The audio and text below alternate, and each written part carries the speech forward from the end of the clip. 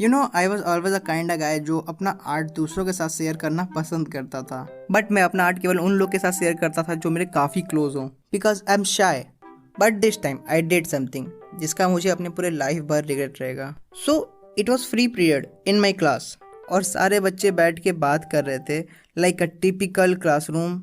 But मैं peacefully drawing कर रहा था अपने नोटबुक में। देन उनमें से एक लड़का, जिसका मैं नाम नहीं जानता बिकॉज मैं कभी कभी स्कूल जाता था, देन वो मेरे बगल में आके बैठ गया और मेरी नोटबुक में झांकने लगा। फिर उसने मुझसे पूछा कि क्या वो मेरी पेंटिंग्स देख सकता है। हाँ, क्यों नहीं। And he started looking at my drawings.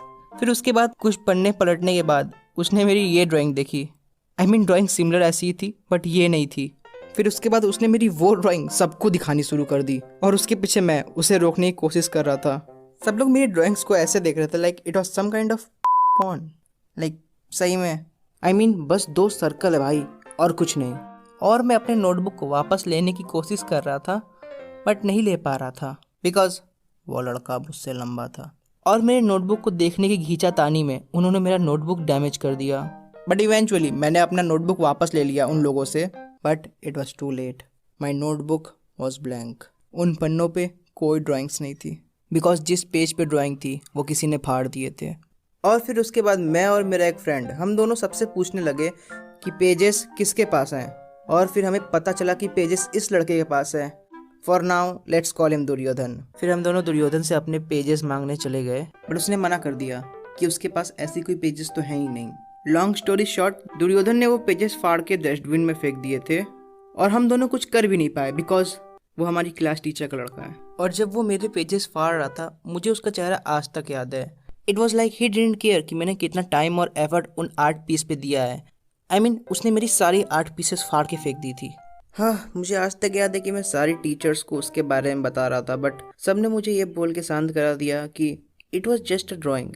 और फिर मैं अपने ब्रेंच पे जाके शांति से बैठ गया, feeling sad and disappointed at the same time. Feeling disappointed on my self because कि अगर मैंने उस लड़के को अपनी कॉपी नहीं दी होती तो ये सब नहीं होता।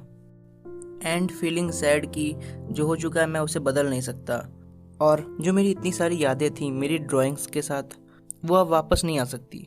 और फिर उसके बाद मैं अपने ब्रेंच पे बैठ के अपनी खाली नोटबुक को देखते हुए ये डिसाइड किया कि आज से मैं कभी भी अपना आर्ट और अपनी हॉबीज़ किसी के साथ शेयर नहीं करूँगा। यो वीडियो ख़त्म हो गई और मैं काफ़ी सालों के बाद दिख रहा हूँ बिकॉज यार मेरे 12th के एग्ज़ाम थे और मुझे पास होना था। आई डोंट नो पास होऊंगा कि नहीं होऊंगा और जिन्हें ये समझ नहीं आया कि मैंने वो ओरिजिनल ड्राइंग क्यों नहीं डाली बिकॉज जिन लोग को समझ नहीं आया कि वो ड्राइंग फट चुकी थी और मैंने एक ड्राइंग उसके जैसे ही उठा के डाल दी। ओके, और बस इतना कहूँगा कि वीडियो जल्दी जल्दी डालने की कोशिश करूँगा एंड दैट